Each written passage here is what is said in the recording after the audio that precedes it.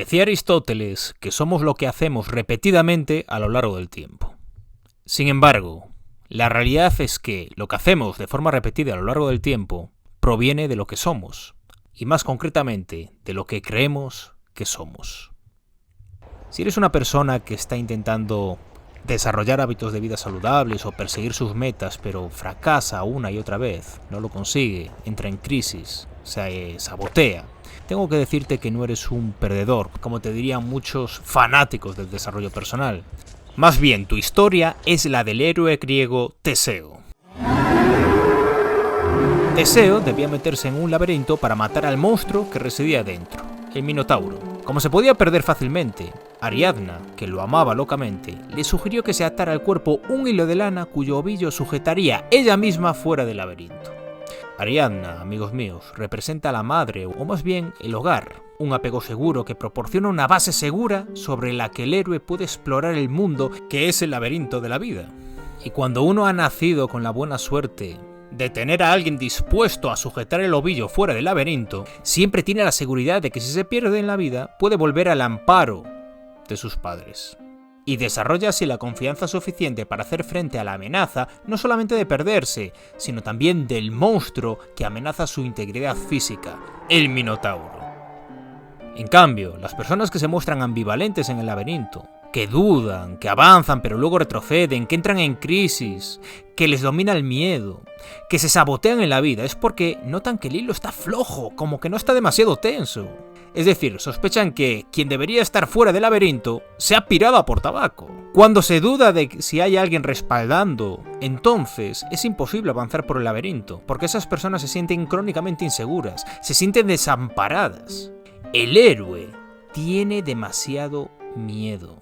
Por eso, el Teseo moderno es el hombre que intenta avanzar en el desarrollo personal, pero se pierde. Siente unas fuerzas invisibles que lo sabotean.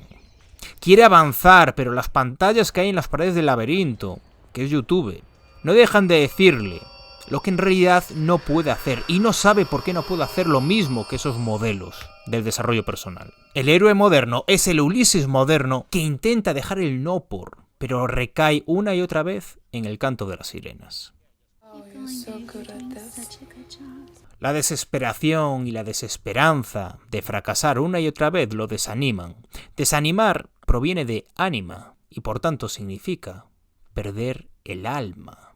Y entonces tú que estás viendo este vídeo te preguntarás, ¿cuál es la causa por la que no puedo persistir a pesar de todos los vídeos que me he tragado?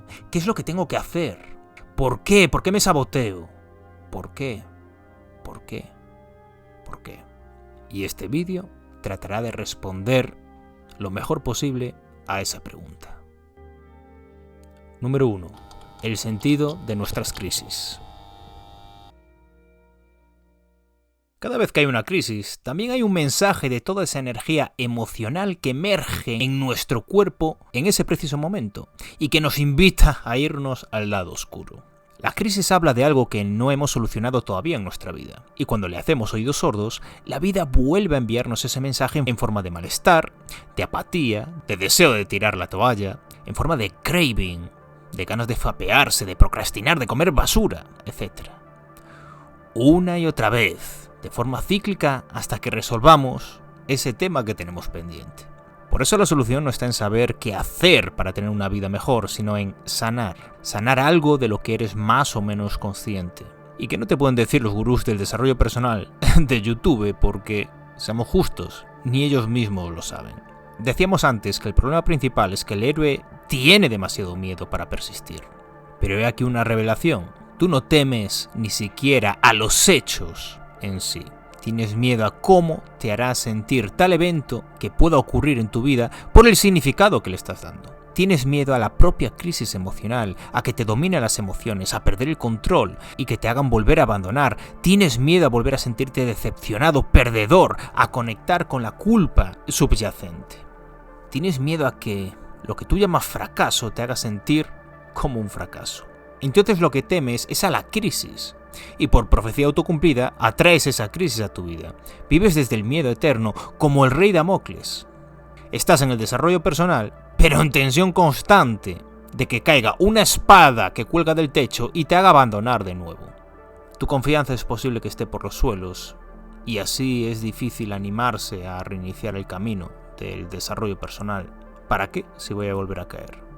Por eso, para superar la crisis, hay que empezar a perderle el miedo a sentir la crisis.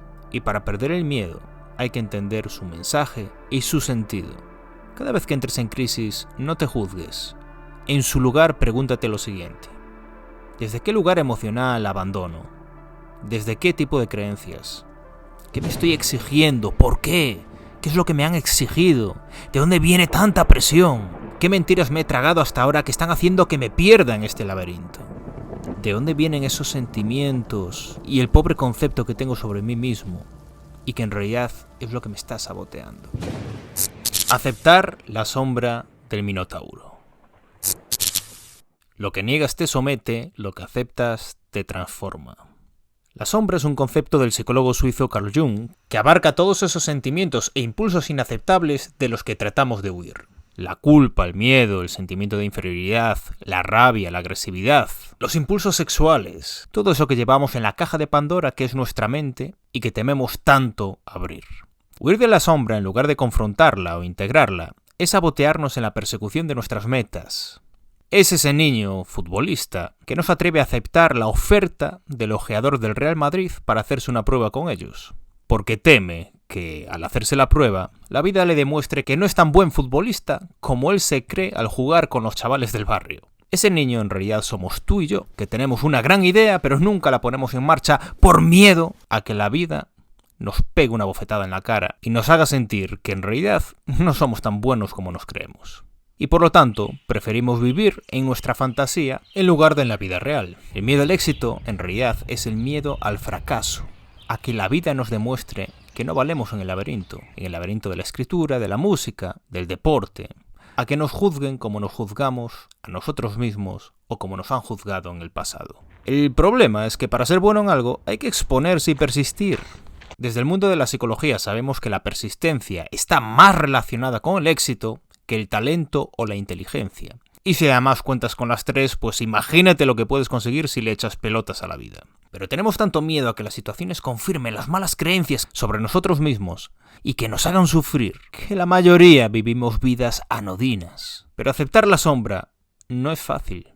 Tenemos que abrazar la inocencia del niño que llevamos dentro, base de un proceso de autoaceptación. Hay que entender que no existe libre albedrío por mucho miedo que nos dé. Coge una foto tuya ahora mismo y pregúntate: ¿qué es lo que se ha creído ese niño para actuar a lo largo de su vida tal como ha actuado hasta ahora? ¿Sigue habiendo un niño en mí que está saboteando los planes del adulto? Los niños creen lo que dicen los adultos y actúan en consecuencia. Esa es la razón por la que muchos hombres y mujeres viven matrimonios infelices, tóxicos, o se abandonan físicamente, no luchan por lo que quieren, porque siguen el modelo de sus propios padres o de lo que supuestamente se debe hacer al alcanzar cierta edad. Después de los 40 y con hijos, adiós al sexo. La vida ya no será lo que fue y hay que resignarse. Es como una forma de decirse: bueno, a cierta edad tan solo queda esperar a la muerte. Si os fijáis, los adultos seguimos siendo niños incapaces de hacer crítica de lo que nuestro entorno nos ha dejado en herencia. Hay un efecto en psicología muy curioso llamado efecto Pigmalión. Básicamente dice que los niños actúan como perdedores cuando les hacen sentirse así, o actúan como ganadores cuando les hacen sentirse así. Esto lo demostró Rosendahl con los críos y su rendimiento escolar. En este vídeo os explico su experimento. Las creencias tienen un peso asombroso. Se puede ver en la sanación por efecto placebo o en la hipnosis. Un abuelete de 80 años puede comportarse con el mismo vigor que un chaval de 30 si se lo hacen creer así. En las creencias está la felicidad o el sufrimiento de la vida. Los niños no lloran porque los niños no deben llorar. Eso es cosa de niñas. El niño bebe para no llorar. El niño bebe para ser capaz de expresar esos sentimientos reprimidos que no debe expresar porque eso es de niños malos. El niño se pelea adrede con ese padre que no es capaz de sostener el hilo para tener una excusa para recaer y sobre todo, para que por una vez se preocupe por él en lugar de criticarle. Es un grito de ayuda para que su padre entre en el laberinto a salvarle. El niño se sumerge en el nóporo, en los videojuegos o en conductas destructivas porque se ha creído que si no es capaz de levantarse a las 5 a.m. y trabajar en modo monje durante todo el día, todos los días de la semana, es un perdedor, o que si no tiene Lambo o no tiene abundancia sexual, no es válido sexualmente porque no puede validarse a través del sexo. El niño se ha creído que el que no es alfa es beta, y el beta consume opor. Las creencias matan o alimentan la vida. Todo lo que creas bueno o malo formará parte de tu realidad. A eso se le llama profecía autocumplida. El camino, más que exigirte, en realidad es comprenderte. Ha llegado el momento en tu vida en el que el Minotauro está aquí ahora contigo, delante de ti, y es un monstruo de 3 máscaras, que si le quitas la primera, verás que eres tú. Es tu sombra, la sombra de un Minotauro que es proyectada por la figura de un niño, como los niños de William Golding en El Señor de las Moscas, que cuando se pintaban la cara se comportaban como demonios. Entiéndete y entenderás por qué te has comportado como un monstruo. Y abrazando al monstruo, abrazarás también al niño. Quita la siguiente máscara y verás que ese monstruo lleva el rostro de tu padre.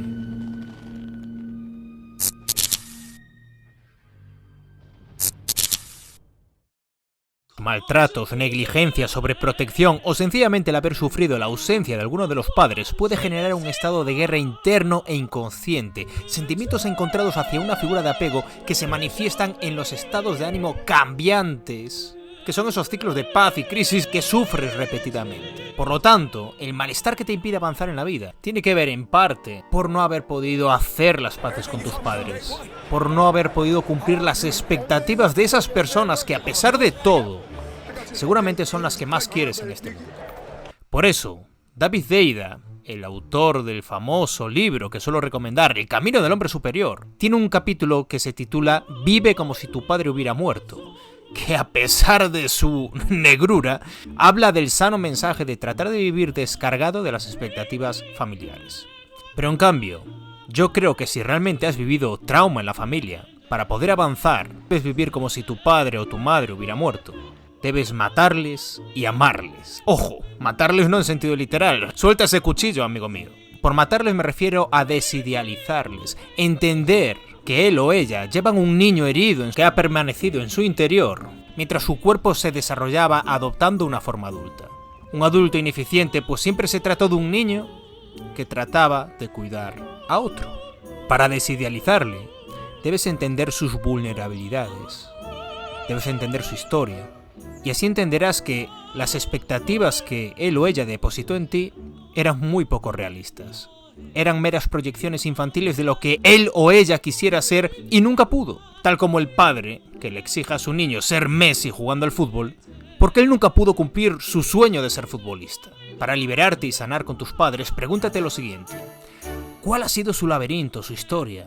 ¿Ha habido algún minotauro que lo ha desgraciado y que explica por qué él o ella se ha convertido en uno? ¿Tú quieres ser el siguiente minotauro de un nuevo laberinto o prefieres salir del embrollo de una vez? Alguien tendrá que sanar el trauma en la familia o frenar su contagio. Ellos necesitan que aparezca un héroe en su laberinto. Matar al minotauro, por tanto, es matar al monstruo que crees que es él o ella, para poder abrazar al niño inocente que también vive dentro de ellos, exigiendo afecto. Y aún así, para sanar interiormente, para superar las crisis, para dejar de sabotearte, no es suficiente, porque a ese minotauro todavía le queda una tercera máscara. La tercera máscara y final del vídeo.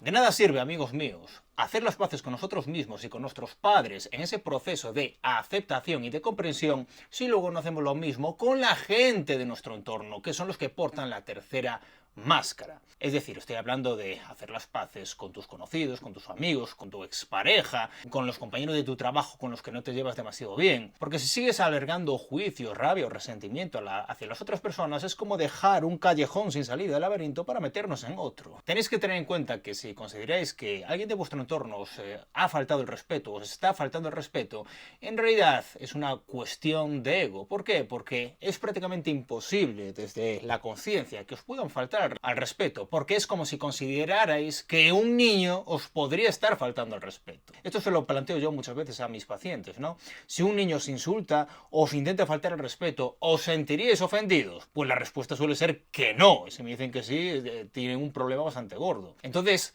¿por qué os tomáis tan a pecho lo que os dice un adulto o alguien que tiene un cuerpo de adulto pero en realidad habla desde el niño? Pues es el mismo planteamiento que tenéis que llevar vosotros, amigos míos, a la hora de relacionaros con el mundo, quitarle la mascarita del Minotauro de mala persona a ese sujeto con el que os soléis relacionar habitualmente e intentar comprender que habla desde una herida que no os corresponde a vosotros. Y luego desde la comprensión podéis decirle lo que os dé la gana. Como dijo el Nazareno, ama y luego di y haz lo que te dé la gana. Desde la conciencia, desde la comprensión.